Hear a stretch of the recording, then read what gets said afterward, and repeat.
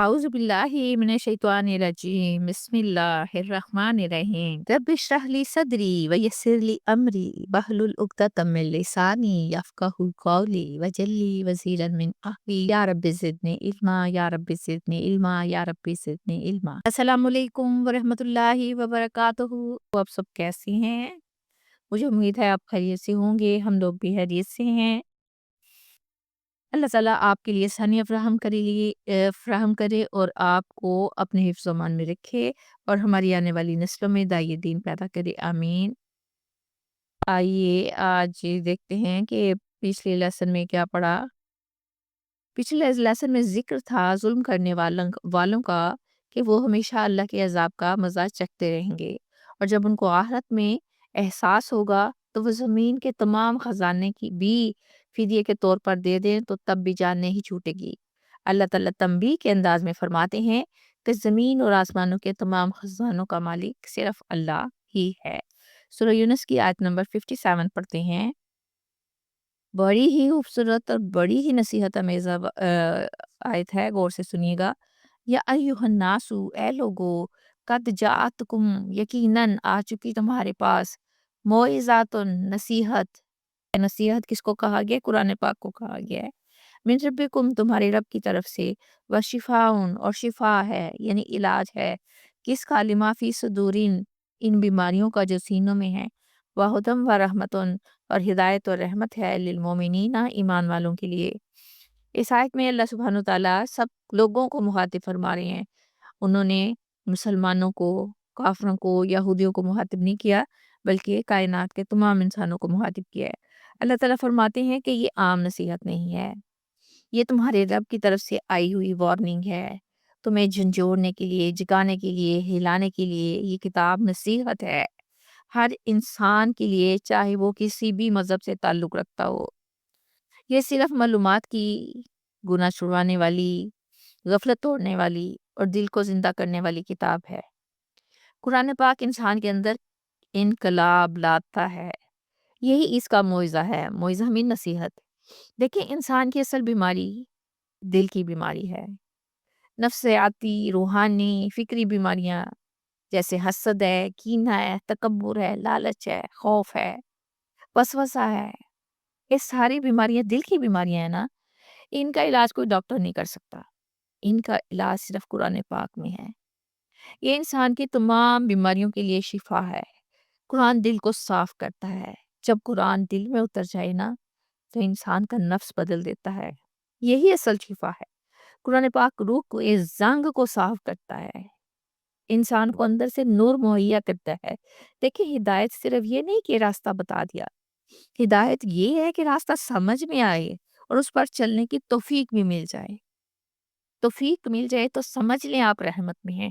اب قرآن میں ہر نظام کے لیے ایک ہدایت ہے، روحانیت کی ہدایت، اخلاق کی، معاشرت کی، سیاست کی، معاش کی، عبادت کی، یعنی قرآن ہدایت کا پورا ٹریک سیدھا کرتا ہے۔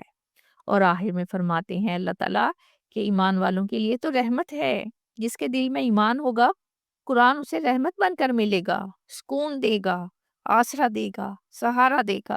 دیکھیں، قرآن بغیر ایمان کے رحمت نہیں بنتا۔ منافق کو قرآن کچھ نہیں دیتا، ایمان والا قرآن پڑھے تو دل مضبوط ہوتا ہے، حوصلہ بڑھتا ہے، خوف ختم ہوتا ہے، یعنی قرآن ہدایت ہی ہدایت ہے۔ سورہ یونس کی آیت نمبر 58 پڑھتے ہیں۔ کل، فرما دیجئے، بفضل اللہ، یہ اللہ کے فضل سے، و برحمتہ ہی، اور اس کی رحمت سے ہے، فبذالک، تو اسی کے ساتھ پس چاہیے، فلیفرحوا، کہ وہ خوش ہو جائیں، ہوا خیر مما، اور وہ بہت بہتر ہے اس سے، یجمعون، جو وہ اکٹھا کرتے ہیں۔ ادھر اشارہ دنیا کی دولت کی طرف دیا گیا ہے۔ اللہ سبحانہ تعالیٰ حضرت محمد صلی اللہ علیہ وآلہ وسلم سے فرماتے ہیں کہ کہہ دیجئے کہ اللہ کے فضل اور اس کی رحمت پر خوشی منائیں۔ کس چیز کی خوشی منائیں؟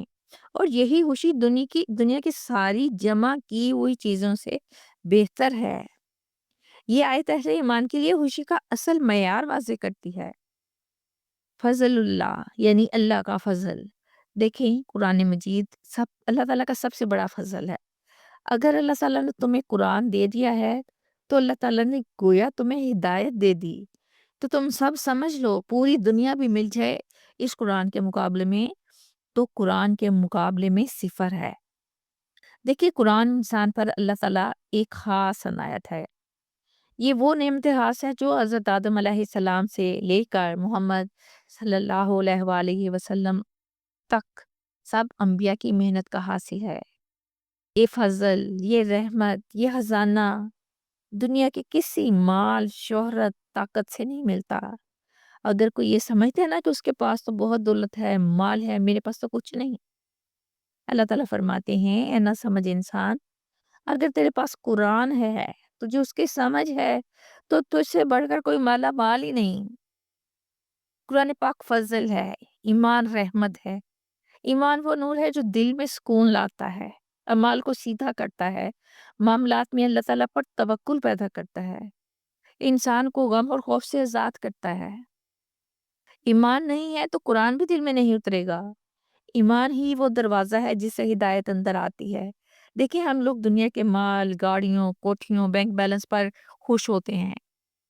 یہاں تو اللہ سبحانہ وتعالیٰ فرما رہے ہیں کہ اصل خوشی تو ایمان اور قرآن پر کرو۔ پیارے بچوں، پیارے شہزادوں، خوشی کا معیار بدل لو۔ جس کے پاس ایمان ہے، قرآن ہے، وہ کامیاب ہے، چاہے دنیاوی لحاظ سے وہ کچھ بھی نہ ہو۔ اب قرآن پر خوشی کا کیا مطلب ہے؟ اسے پڑھ کر خوش ہو جاؤ، اسے سمجھ کر خوش ہو جاؤ، اس پر عمل کر کے خوش ہو جاؤ۔ دیکھیں لوگ ساری زندگی مال جمع کرنے میں لگے رہتے ہیں، لیکن قرآن اعلان کر رہا ہے کہ ایمان اور ہدایت ان ساری دولتوں سے بہتر ہے۔ دنیا کی ساری دولت بھی مل جائے تو موت کے دروازے سے باہر نہیں جا سکتی، لیکن قرآن اور ایمان آخرت کے دروازے کھول دیتے ہیں۔ جو چیز قبر میں کام آئے وہ اصل دولت ہے۔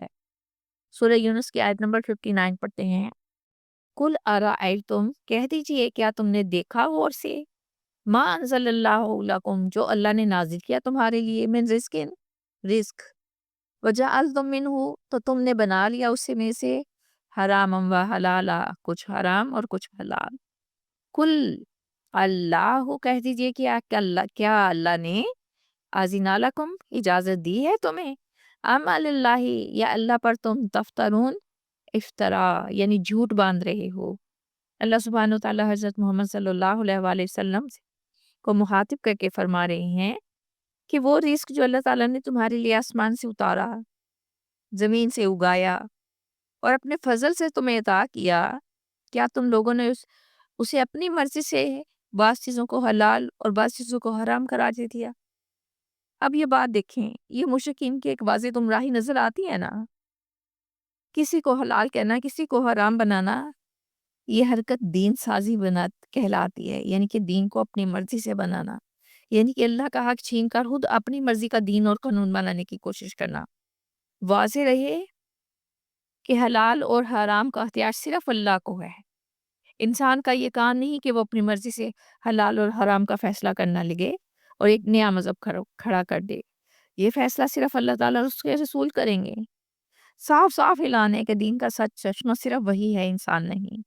اللہ سبحانہ وتعالیٰ پوچھ رہے ہیں کہ کیا اس بات کی اجازت تمہیں اللہ نے دے دی ہے؟ یہ تو کھلم کھلا اللہ تعالیٰ پر جھوٹ ماننے والی بات ہے۔ کوئی ایسی بات اللہ تعالیٰ کی طرف منسوخ کرنا جو اللہ تعالیٰ نے کہی ہی نہیں، یہ روحانی خیانت ہے اور دینی بغاوت بھی۔ دیکھیں جس طرح مشرکین اپنی مرضی سے حلال و حرام بناتے ہیں نا، اسی طرح ہم لوگ اپنی عقل، کلچر اور خواہش کے مطابق دین کو بدلنے کی کوشش کرتے ہیں۔ اب اس کی مثال اس طرح لے لیں کہ اپنے بنائے ہوئے فتوے، مذہبی بدعات یا وہ چیزیں جو قرآن و سنت میں ہیں ہی نہیں، مگر ہم لوگ اسے دین کا حصہ بنا لیں۔ اللہ تعالیٰ نے دین کو مکمل عطا کیا ہمیں، اس میں کسی چھیڑ چھاڑ کی اجازت ہمیں نہیں دی۔ انسان کا کام صرف اللہ تعالیٰ کے حکم کو ماننا ہے، اپنی طرف سے کمیاں زیادتی کرنا اللہ تعالیٰ پر افترا یعنی جھوٹ باندھنا ہے۔ حلال و حرام بتانا اللہ کا حق ہے، اور جو انسان یہ حق چھین لے وہ دین کو بگاڑنے والا ہوتا ہے۔ اسی کے ساتھ میں آپ سے اجازت چاہتی ہوں۔ ہنستے رہیے، بستے رہیے، خوش رہیے، باد رہیے، اللہ کی امان میں رہیے۔ انشاءاللہ پھر ملیں گے، تب تک کے لیے اللہ حافظ۔